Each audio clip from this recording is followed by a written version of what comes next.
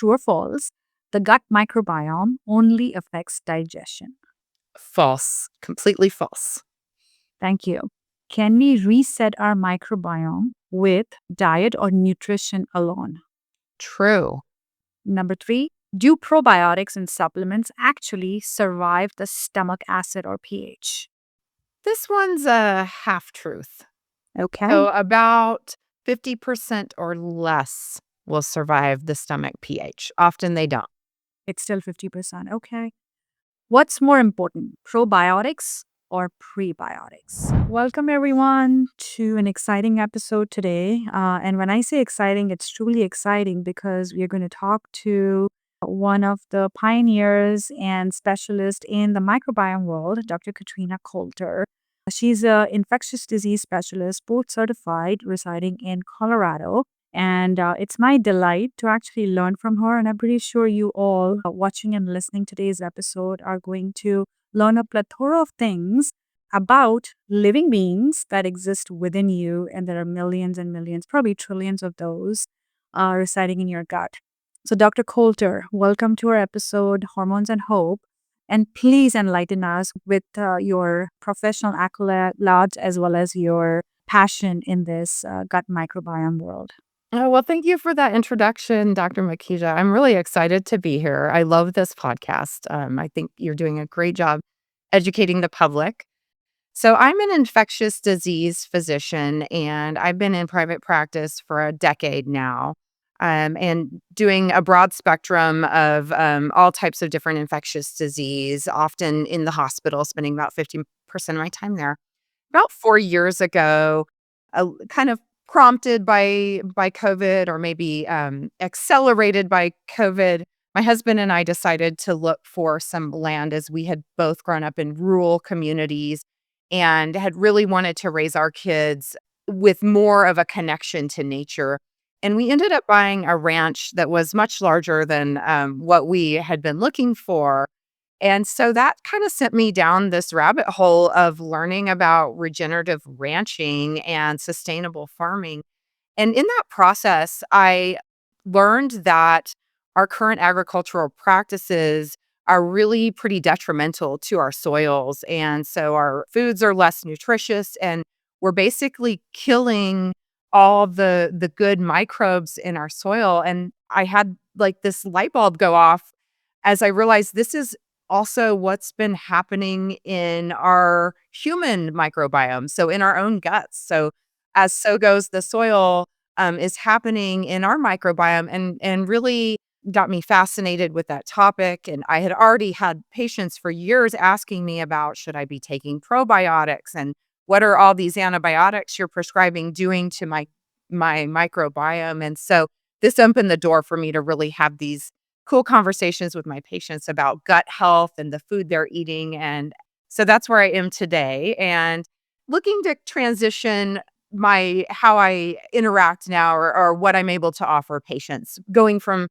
the traditional infectious disease space to something that is more integrative and looking really at the whole person, and how we can manage different infections, or what doesn't need to be managed, what we can live with. Yeah, how impressive. So, this is a very common scenario, even though I don't necessarily, prescribe antibiotics as much in my field of endocrinology, but I have patients who are prescribed. So, if they have any form of gut infection, diverticulitis or colitis, and especially I'm talking about middle-aged, or, the 60s or 70-year-old individuals, and they end up getting antibiotics, and now they're suffering with, a lot of gut issues. It could be just altered bowel movements or beyond that. When you say integrative, I just love that you being an infectious disease specialist. So you already know the ins and outs of all the germs, bacteria, viruses, fungus, whatever exists that can cause diseases in humans or human body.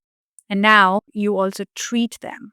But if that aspect of treating is also rounded by how to prevent certain side effects of these medications, how to heal the gut in case those antibiotics are damaging it by any means, you're also covering that aspect of medicine for your patient. That's amazing. That's exactly what I'm trying to do, is be thoughtful first in the treatment of what is the most narrow spectrum and shortest duration, and is an antibiotic even warranted, or is there another option? Is this viral, or could a patient, perhaps drink more water to help prevent UTIs?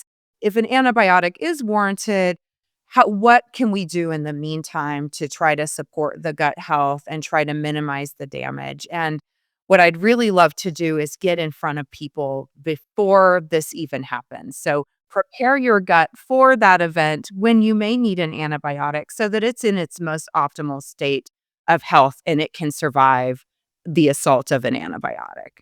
So, Dr. Coulter, we usually have a few rapid fire questions. It could be yes, no, true, false, or just a one liner explaining it. And then we'll have certain deep dive questions, which would need a more elaborate answer or, simplification for our audience. Yeah, I love this. Let's do it. Let's do it. Okay, so our first question is true or false? The gut microbiome only affects digestion. False. Completely false. Thank you. Can we reset our microbiome with diet or nutrition alone? True. Number three, do probiotics and supplements actually survive the stomach acid or pH? This one's a half truth. Okay, So about 50% or less will survive the stomach pH. Often they don't. it's still 50%. Okay. What's more important, probiotics or prebiotics? Prebiotics. And we can get into that here a little bit in the talk. Oh, yes. Do a GLP-1 receptor agonist, which is glucagon-like peptide receptor agonist, now used for type 2 diabetes mellitus and for weight management, like Ozempic, Wegovy, affect our gut bacteria?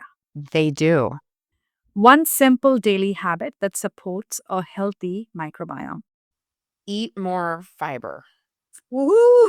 That's my favorite. Yes. And we are definitely going to get into some details of that. Yes, absolutely. That's why we love having you here because you're focused on prevention. So before we get down that rabbit hole, we are actually preventing, distracting ourselves, and getting into the journey of good health. Thank you. Okay, yes. So let's dive into it because this is making me even more excited. So just the basics, Dr. Coulter. If the audience or whoever is listening, they've never heard this term of microbiome or gut. Can you explain what is gut microbiome? And then why are we talking about it? What's the connection between gut microbiome and why is it central to nearly every aspect of our health, breaking the myth from the rapid fire today? Yeah. Okay. Right. So the gut microbiome. So these are the trillions of bacteria, fungi, viruses, and protozoa that live inside of us. And so, one kind of simple, maybe gross way to think about it, but it just is that we are an open tube from mouth to anus. And that tube is colonized by all these bacteria, viruses, phages, fungi, and protozoa. And they are part of our community. So, they're all in happy harmony. They're helping us. And we traditionally, when Dr. Makija and I were in medical school, were taught that the point of this being there is just to extract energy. So, you put food in and it gets broken down into proteins and carbohydrates, and that's what fuels us. And that's the whole point of the gut microbiome. And here, really, in the past couple decades, we've learned that it's so much more than that going on.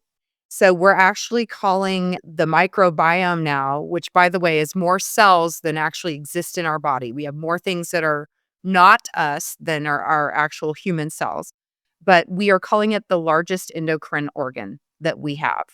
And so what that means is it is producing hormones and signaling molecules that are affecting our entire body. So traditionally, we thought of our endocrine organs as the adrenal glands and the pancreas and the hypothalamus pituitary axis or the thyroid, these things that produce something and then it acts pretty locally. And now we're realizing these bacteria and fungi and other things are actually significantly influencing the whole function of our body. And so, what's really cool about that is that we have the most influence on the influencers by what we're putting in our mouths. So, other things that are happening in the gut that are really important is our immune system goes to our gut for training camp, essentially. It's like a boot camp where at any given time, between 70 and 80% of our immune cells are down there training, learning what is self and what needs to be attacked or create inflammation for, and what does not, what is actually part of the normal functioning and should be there. So the microbiome is affecting our endocrine health, it's affecting our immune system health, and it's also affecting our mental health. So serotonin, dopamine, GABA, these are all neurotransmitters that work on the brain, and they are all made in the gut, in the GI tract, under the influence of this gut microbiome. Or we'll talk a lot about bacteria, but of course there's fungi that are also participating in this process. So our entire health is regulated by this other community in our intestines. Sure. Yes. So that is, that is so insightful knowing it's not just us as bodies and some chemicals or neurotransmitters or cells which are dictating, homeostasis or normalcy versus a disease or pathology. It's a lot of a role, like we talked about, it being the center, right? That the gut microbiome, which is influencing so many aspects of health, including mental health. So thank you for sharing the connection.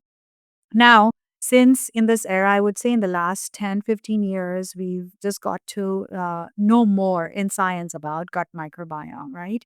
So what are the most common habits or what has changed in our lifestyle today that has been damaging our gut microbiome, even in people who consider themselves as pretty healthy, not dealing with any form of disease? But what's going on? What's the change in the environment? Because you connected that to what's happening in the agriculture or the food industry. Yeah, I'm so glad you asked this question. I like to think of this in three big categories, and they're all related to each other. So, the first big category is industrialized agriculture. So, over the past 60 to 75 years, we have really shifted how we grow food and raise food in this country. And so, we've shifted from diverse family farm where there would be animals and crops to now mostly farmland where there's only crops and it's primarily a monoculture or one type of crop. And most of it is soybeans and corn and rice, and that'll kind of play into the next categories. So we've mechanized how we grow food. We till up the soil every year using these big machines, which destroys the soil biodiversity. And then we plant all of one type of crop, and that makes it more vulnerable to pests. So then we heavily treat it with pesticides, which affects the soil and kills all the good microbes in the soil. And then because we're tilling the soil so frequently, then we need to add fertilizer or the nutrients that these microbes normally would have produced in a healthy soil, but it's gone now. So now we've got to add fertilizers which further kill the soil. So this modern industrialized agriculture has really changed the soil, which then in turn changes the nutrient value of the foods. So a carrot you could buy 50 years ago actually had higher levels of nutrients than carrots that you can buy today. So our food is less healthy, it's less nutritious, and it's got all these residues on it now, and these are affecting our gut microbiome. And so we're losing the diversity in the soil because we're killing our soils, and subsequently we're losing it in our gut microbiomes. The way that we get bacteria and fungi into our microbiomes is as residues on our food. And so even though we wash our fruits and vegetables, there are still some small amount of these bacteria on there. And so if we're kind of sterilizing these or changing the amount of biodiversity that the vegetables and fruits have on them, then we're also going to affect the microbiome that way. Then we also now factory farm a lot of our meats. So chickens are raised in these big chicken houses where they can barely move. They're fed antibiotics because the conditions are unhealthy, and so that's depleting bacteria and nutrients, and then that's being passed on to us as the consumer. Same thing is happening in the beef and pork industry. We have these big feedlots. If you've ever driven by one, you can smell it miles away. It's awful, and we're selecting out because of the overuse of antibiotics, which, by the way, make the animals grow faster and fatter. The overuse of antibiotics then selects for these multi-drug resistant organisms, which keeps me in business as an infectious disease doctor. So we're changing the microbiomes of the cattle and the pork and the chickens as well, and then that's transmitted to us. So that's category number 1 is industrialization of agriculture. The second category is what we've done now with the food system, and this would be our ultra processed foods. So starting in about the 70s, we started ultra processing foods. So you can think of these as things you could not cook up in your kitchen. So they're going to contain ingredients on the label that you do not recognize. So that's my easy trick to identify one is just read the label. And if you're like, I don't know what that is or where I could even buy it, it's an ultra processed food. So these are packaged foods. They have a lot of emulsifiers, shelf stabilizers, a lot of sugar added, a lot of other ingredients to make them flavorful, and you want to eat them, but they're destroying our microbiome. Dr. Coulter, I would love to have you. Sorry, I didn't want to interrupt, but please add some examples because this is a very, very important topic. So the very common ones that we think of are gonna be like the chips and soda, but also a lot of the refrigerated or frozen desserts. Cereal that your kids eat for breakfast is an ultra processed food. I mean, you really can't make that in your kitchen. Hot dogs are ultra processed. So a lot of foods that we very commonly eat, and a lot of them are marketed as, healthy or nature's candy or something, where it sounds like it's, oh, this is a good choice, but it's actually containing all of these ingredients that are replacing the fiber that we would normally eat. And so without fiber, our good gut bacteria have nothing to eat. And so we're getting rid of them. So ultra processed foods, which have invaded our food system. Adults, we're eating about 60% of them. Kids are eating about 80% of their diet. So 60% of most adult diet is ultra processed foods, 80% of a kid's diet. 80% in kids. That is insane. That is insane. I think we just got to be louder about this aspect because our health, yes, as adults, is still in our hands. I would say beyond genetics, it's still in our control, and for kids, it's more. Oh, absolutely. This we have so much control over this. We're realizing maybe things that we thought were just genetics as, "Oh, you're born with that, that's how you are," actually may be a lot more influenced by the microbiome and epigenetics as a result of the microbiome. So that actually leads into the 3rd category, which is kind of the lifestyle changes that the convenience of having food available in a grocery store has made for us. So you don't have to toil all day in the fields necessarily to grow our own food or go raise our animals. And so we have become a lot more sedentary and had a lot less interaction with nature. And so this morning I was actually out in my garden for a couple hours, and it's hard work, but getting into the soil, getting your hands in the dirt is actually stimulating your microbiome. And so that's adding in breathing in that dust. Yeah, some of it is going to get in there. Your microbiome is very localized or very regionalized. So our practice of not moving much actually affects our microbiome. We know that even light exercise increases diversity in the microbiome. And then the other effects of that are, we're not as tired at night. So we're up on, we're doom scrolling, we're looking at our phones, and that blue light's affecting our circadian rhythm, which is then affecting our microbiomes and how they function. And so many other things about just our modern conveniences of kind of shifting inside that really are causing our microbiomes to be much less healthy. This is very enlightening, Dr. Coulter.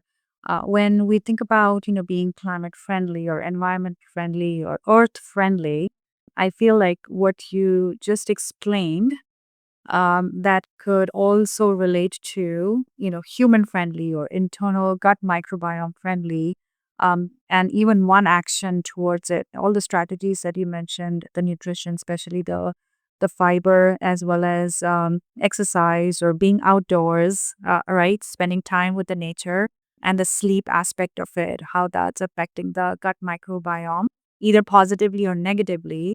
And we do have control over that. 80% is still mind-boggling, and and I feel like this needs to be emphasized. With these lifestyle habits that you just mentioned, right?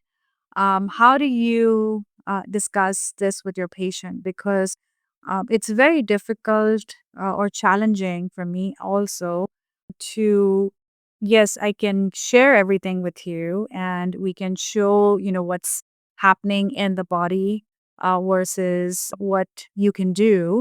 But it's not easy for them to implement all the changes or just turn the table upside down. So, what do you recommend them for as a starting step?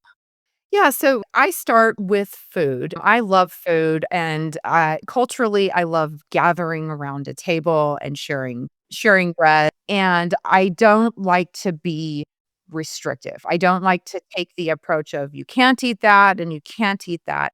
So I like to talk to my patients about what they can eat. And this is one of the most common questions I get when I'm treating somebody for an infectious disease is they ask, what should I be eating? Most of my patients have come out, they've been hospitalized and they're feeling very poorly. They've just survived sepsis.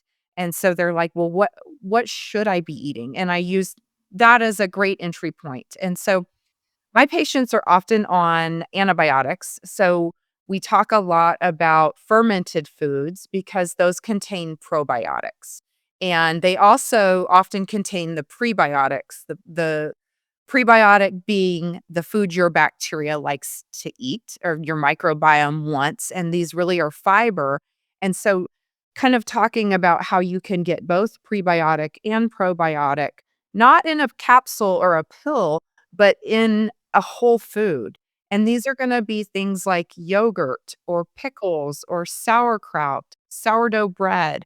There are lots of fermented foods in our diet commonly that we just don't realize are in that category, but are actually great for us. So we talk a lot about food, and then as my patients kind of go through their journey of recovering from an illness and they're still feeling very, weak and just not back to their baseline, then we start talking about movement. And I really encourage people to set micro goals, not go run a marathon, but how about a 15-minute walk every day? That gets you out of the house, gets you a little bit of sunlight exposure, but not too much, and gets all your muscles firing and the body just kind of moving.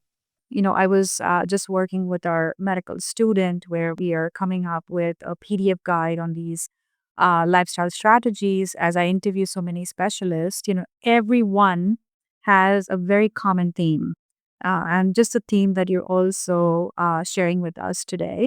And we just wanted to bring it out as simple strategies for our patients and the community. So, in your field of medicine, what people are, they love junk food. They love the ultra processed food. And they are very challenged in terms of time or just access to cooking at home. So, what are the few, maybe 5 or 10 foods, which could be a blend of probiotics that you would recommend, or just a blend of fiber, different type of diverse fiber foods available and available throughout 12 months? Yeah, and it really can depend on the condition because I do treat a lot of diverticulitis, and that is a condition caused by not enough fiber intake, but when it's occurring, we don't want our patients taking in a lot of fiber because their intestines are inflamed, and so we want that to cool off. So it's not the same for everybody, but in general, and again, diverticulitis kind of off to its own special diet, so not counted in this. But I encourage people to get things like garlic and onions in their diet. Add those in. Whole grains are very helpful. Oats are one that most people find pretty approachable because they are familiar with oatmeal from childhood or whatever. So that's a good source of fiber, that will feed your GI tract. Also the leafy greens. So we know those are really nutrient packed. We can get a lot of folic acid. A lot of my patients are anemic when they get out of the hospital. And so really encouraging those green leafy vegetables. And also not to be afraid of like squash, butternut squashes or spaghetti squashes if they can find those locally in their environment. So I do try to kind of go with what's in season. I personally like a lot of fruit, and I find that I can avoid processed sugary things if stash my house just full of fruit. So I put it, it's all over the counters, it's in the refrigerator. I don't put it down in the little produce drawers in the bottom where you can't see it. I'm lining the shelves with different fruits and vegetables. So every time I open that refrigerator door, it's staring me in the face and I make that choice instead. So some of it is about just stocking your environment with those types of things. So true. So with that, can you explain the goodness of nutrition, which also is a great resource for pro and prebiotics? A common question that comes around, I'm pretty sure you get that more commonly than me, is once an individual has completed the course of antibiotics or are on a longer course of antibiotics, are supplements, and this is specifically are probiotic supplements, often necessary? Yeah, I wouldn't say necessary, but I don't discourage them, especially for my patients on these longer courses of antibiotics. That really is the one setting where I feel like a probiotic supplement might be necessary. I will caution people when you're looking at probiotic supplements at your Whole Foods or where your grocery store, wherever you are, look at the label because most contain only one type of bacteria or yeast, and that might not be what you need. So I encourage people to find one that has at least 6 different types of probiotic species in there. And so if you are to look at like a yogurt label, you'll see there are several different types of probiotics in there. So if you're trying to mimic that with a supplement through a pill, that's what you want to look for is at least 6 or more. Often the ones that are refrigerated are going to be a little bit higher quality than the ones that are just freeze dried and in capsules. And so I do encourage that, but I also really focus at that time on those prebiotic fibers. So the probiotics are not going to be super helpful if they don't have anything to eat. So when you ask that question about what's more important, prebiotics or probiotics, it is absolutely the prebiotic fiber because you can take the capsule all day. If there's nothing for it to eat, it's going to quickly exit. And so you're then just wasting a bunch of money where you absolutely need to get that prebiotic fiber in. And I just want to make this plug here. We need 25 to 35 grams of fiber per day. And most of us are getting around 5 to 10 grams. And so being aware that you need more and maybe even just taking a week or 2 to 3 days and kind of tracking your fiber intake can really open your eyes to what has fiber in it, how much fiber it has, and how much more you should be having in your diet to really optimize that gut microbiome. That's amazing. So you actually gave us more of an elaborate answer for our superfood when we had the rapid fire. And yes, fiber even for metabolic conditions, for for prevention of type 2 diabetes, or when I'm talking about diabetes remission with our patients. And one common myth that we always have, which you also debunk, that, oh, I don't need fiber, my bowel movements are good. But fiber is not just to have a normal bowel movement. It's beyond having a daily routine. So amazing. And I don't know if you get this question often, but I get it every time I bring up fiber. Well, can I just take a fiber supplement? And, you can, but the word is supplement. It's not fiber replacement. And so expecting that you are going to be able to sustain your total daily need with a supplement is totally false. You're not. You've gotta eat fruits and vegetables, and you've got to eat them instead of these processed foods. So really the goal is to get people to shift this balance from 60% processed foods to maybe 60% whole foods and whole fibers. Oh, I guarantee there would be so much transformation. Absolutely. I have been a vegetarian, and this is just by choice. I grew up in India, so we have lots of options. And I had to go through a gut issue after a abdominal laparotomy. And my gastroenterologist told me, "Oh, you'll be fine. Just keep taking. You're already a vegetarian. You're getting enough fiber." So I was like, "Yeah, I'm getting enough fiber, but why am I still going through these symptoms, right?" So I reassessed my entire routine of how much fiber I was getting, and I was close to between 25 to 30 grams, but I just it, went up to like 30 to 40 grams, and lo and behold, I came out really strong. And this was age 39. I'm 45, and I feel now, I just feel stronger, healthier in my gut. And somehow it translates a lot into, these inflammatory symptoms that we may have as we are going from one age to the next age. I don't call it as being older, but definitely the fiber intake, I think it's our job. We all can reassess. Even if, someone's claiming that, oh, I'm a vegan or a vegetarian, it's very, very necessary to assess it. So thank you for that number. So you said 25 to 30 grams of fiber in a day.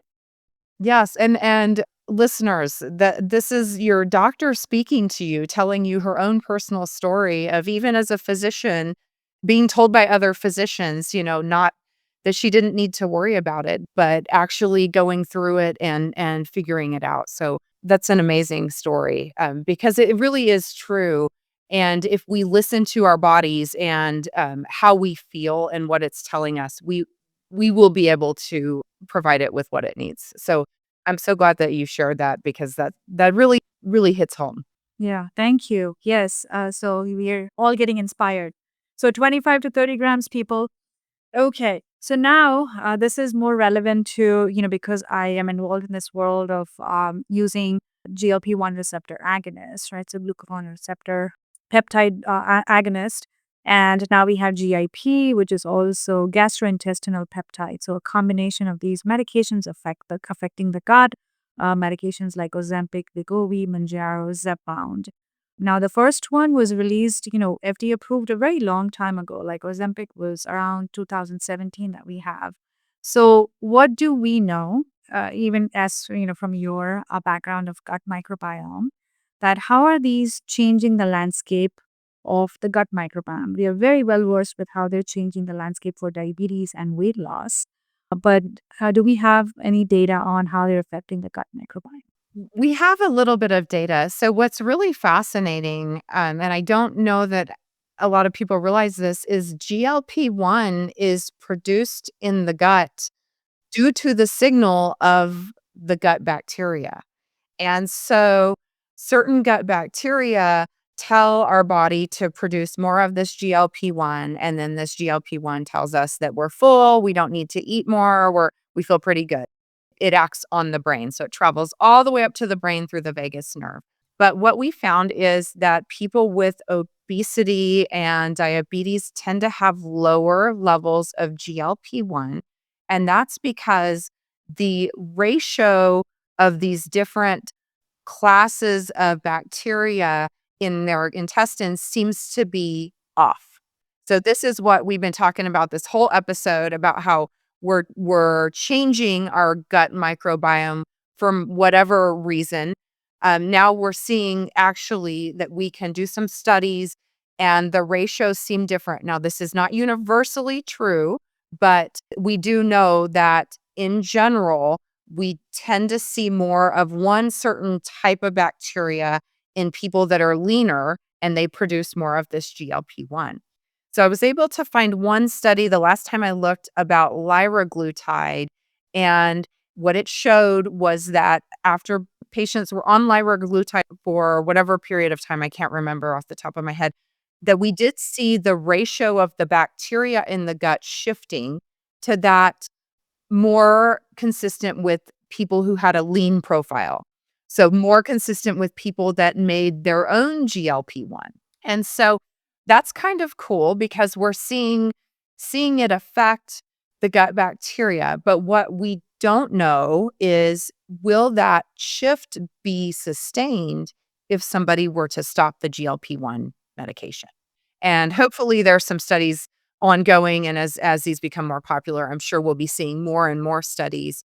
What I extrapolate from that is, in order to maintain that shift, one would have to maintain the eating habits that they established while on these medications. So it's sort of like a jump start or a catalyst in a way, but it doesn't do all the work for you. You have to still do the work. So it's not a shortcut. Just like insulin is not a shortcut for somebody who has diabetes. It doesn't mean they eat all the calories they want and then dial up the insulin. It's actually a whole lifestyle change, and the insulin is an aid to help manage and get to that lifestyle. That is so well put.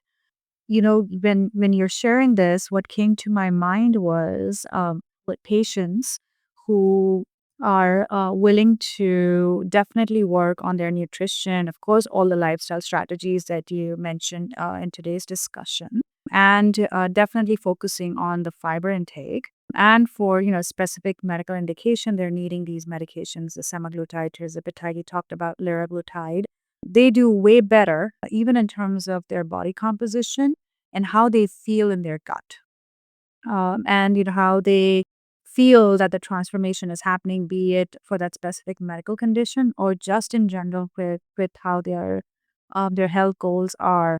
Versus, there have been a handful of patients where just with how their lifestyle is structured, it is, and how they're approaching it in the initial part, they just feel that they're at a loss because there is more weakness and fatigue if they're just relying on the medication effect and not adding on to their nutritional changes or specific changes in their lifestyle strategies that can actually help them get towards that specific health goal. So it speaks a lot about what you just mentioned, that it cannot just be the sole support of a specific medication, but there has to be an equal support of the interventions coming from nutrition. And, you talked about simple light exercise as well.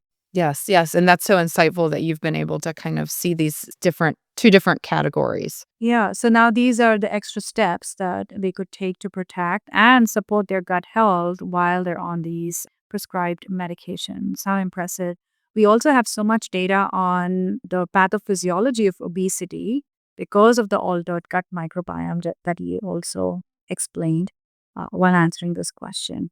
And it's really fascinating, but it's not universally true. And so often when I talk about this, people are like, "Well, can I just then take a probiotic that has the one type that the lean people have?" And it's such a complex biological process that there isn't a quick fix. And you had asked in the rapid fire questions if you can change or reset your gut microbiome with diet alone. And the answer is yes, but it's not going to be like, oh, I just all of a sudden decided that I'm going to get my 30 grams of fiber and in a week I'm going to be all better. Fiber is something that you have to kind of dial up on because you will get gassy and bloated and feel uncomfortable if you go from 5 to 30 grams. So it's something to gradually increase. And just know that these shifts are going to take 6 to 8 weeks minimum to really start to take effect. But what I hope people start to see is that mentally they feel a little bit more clear. And then that creates a positive feedback loop of where, okay, now I want to eat better. I want to move more. And then you just keep making these better and better decisions and support micro shifts that lead to an eventual big shift. Yes, slow and steady wins the race. Sustainable. Yeah, slower they are. How cool. So, Dr. Coulter, you've given us great insights. Like I said, I would love to have you again for an interview because you talked about fiber, maybe like a step by step for individuals, for our audience, for our listeners, for our viewers, if they are struggling or having a challenge to incorporate fiber and how to. That would be a great place to start when when I have you again on our interview. Yes, oh, I would love to. Please, yes, absolutely. But please tell us if our audience or viewers or anyone in the community wanted to reach out to you or get any form of coaching from you or expertise, how can they reach you? How can they follow you? Yeah, so I have a YouTube channel. It's Katrina Coulter MD. I also have a website, katrinacoultermd.com. It is currently under construction. So if it's not quite up and running, please check back, but there will be some coaching opportunities on there. I'm also on LinkedIn and Facebook. If you just search my name, you'll find me. Okay, thank you so much, Dr. Katrina Coulter here, people, and thank you so much. Great take-home points and great insights that you've given us. Thank you so much for joining us.